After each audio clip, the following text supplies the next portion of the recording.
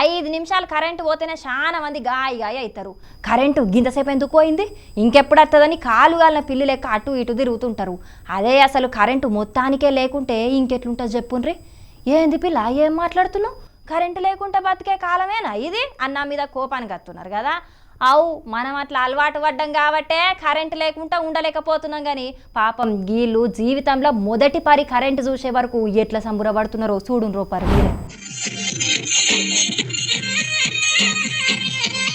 ఇగో వీళ్ళిట్లా డాన్సులు చేస్తున్నది ఏ పండుగ వచ్చిందనో లేకుంటే ఇంకా దేనికో కాదు, వాళ్ళ ఊళ్ళే మొదటి పరి కరెంటు లైట్లు వెలిగినాయని. అవునుల్లా నిజమే, దేశానికి స్వాతంత్రం వచ్చి గిన్నేండ్లైనా ఇప్పటికి సుతం వాళ్లకు కరెంట్ ఎట్లుంటదో తెలియదు.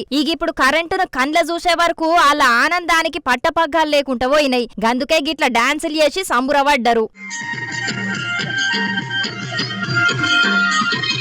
అనకాపల్లి జిల్లా రోలుగుంట మండలం అర్ల గ్రామ పంచాయతీలున్న నీలబందల 3 కుటుంబాలు 26 మంది జనాలుంటారట. ఇంతమంది ఉన్నా కూడా ఇప్పటికి సుతం వాళ్లకు కరెంటు సౌలత్ లేదు.